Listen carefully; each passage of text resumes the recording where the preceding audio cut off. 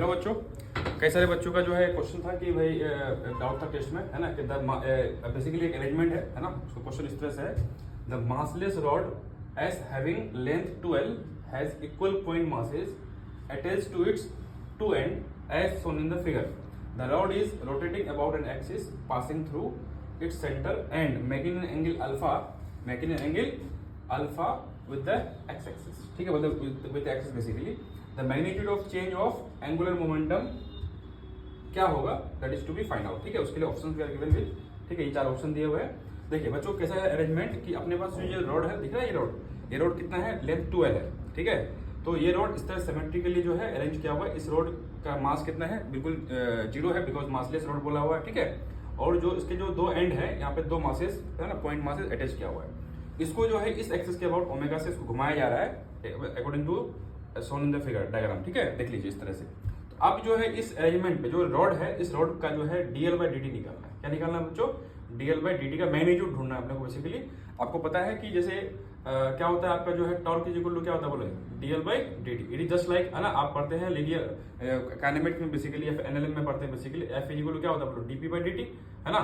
तो वहां पर जो है लीनियर मोमेंटम होता है, यहाँ पर टॉर्क में क्या होता है बोलो एंगुलर मोमेंटम होता है, ठीक है। तो इसको आइए सॉल्व करते हैं हम लोग फटाफट। देखिए सबसे पहले बच्चों हम लोग जो है जो पूरा सिस्टम है इसको हम लोग समझ लेते हैं। जैसे ये पॉइंट मास है, ये r रेडियस के सर्कल में घूम रहा होगा, ठीक है।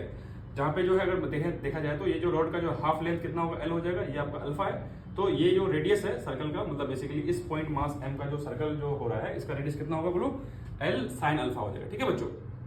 सेकंड चीज अगर देखा जाए तो ये जो l का ये कंपोनेंट जो इसका इस पॉइंट से परपेंडिकुलर डिस्टेंस होगा, वो कितना होगा, ये होगा, this perpendicular distance is l cos alpha, fine. आइए, तो बेसिकली जो आपको पता है कि किसी भी ऑब्जेक्ट को जब कोई सर्कुलर मोशन में मूव करता है ना, सर्कुलर मोशन परफॉर्म करता है, तो उसमें जो है आपका क्या होता है, सेंट्रीपिटल फोर्स लगता है। कितना होता है बोल, mr omega square, where m is the mass, r is the radius of circle and omega is angular velocity. So we are given with m, given with omega, and r कितना है अभी discuss किया, r is equal to क्या, l sin alpha. So we can put it out. So you will be getting fc is equal to ml sin alpha into omega square, ठीक है बच्चों। उसके बाद हम लोग बात करते हैं पूरे सिस्टम पर जो नेट टॉर्क लगेगा, है ना। चूंकि दो मास है तो पहले एक मास के लिए इंटू 2 कर देंगे, ठीक है। इंटू 2 क्या है बोलो, r क्रॉस f का मैग्नीट्यूड चाहिए बेसिकली। तो बताइए, तो r क्रॉस f करेंगे तो बच्चों r तो r है, f कितना है बच्चों बताइए, f साइन क्या हो जाएगा बोलिए, बेसिकली r जो r क्रॉस f है ये क्या होता है बोलो, r f साइन थीटा हो जाता है, ठीक है। तो बेसिकली यहाँ पर क्या है, ऐसे भी कर सकते हैं कि r का परपेंडिकुलर कंपोनेंट इंटू f कर ले, ठीक है।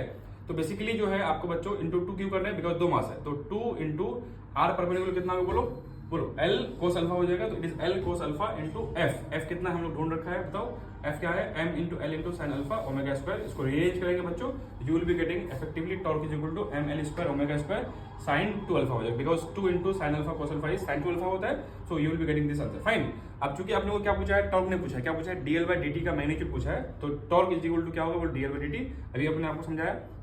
सो आंसर वुड बी कितना, सेकंड ऑप्शन नंबर बी हो जाएगा, ठीक है बच्चों। इसी क्वेश्चन को और हम लोग शॉर्ट ट्रिक के फॉर्म में कर सकते हैं इस तरह से कि सेकंड मेथड से हम लोग क्या करते हैं, डायमेंशन एनालिसिस कर लें। तो चार ऑप्शन अगर आप देख रहे हैं, चार ऑप्शन में जो है बच्चों क्या होगा आपका, जो डायमेंशन देखेंगे तो हम लोग टॉर्क इक्वल dl/dt का डायमेंशन लिखेंगे। तो it basically dimension of r into f, so it would be ml square into t-2, fine. तो इस ऑप्शन नंबर सेकंड का जो डायमेंशन निकालेंगे तो आपका जो है ml स्क्वायर t-2 होगा, है ना। और इसके अलावा जितने भी सारे ऑप्शन दिए हुए उसमें से सारे का जो है उस तरह से अरेंजमेंट है जहाँ पे आपको देख पा रहे होंगे कि डायमेंशन अलग अलग होगा। तो डायमेंशनली भी हम लोग इसको टिक आउट कर सकते हैं फास्ट तरीके से शॉर्ट ट्रिक के फॉर्म में। अदरवाइज जो है मैंने आपको जैसे समझाया ऐसे भी हम लोग ये कर सकते हैं, ठीक है बच्चों। आई होप आपको सॉल्यूशन समझ में आया होगा, ओके।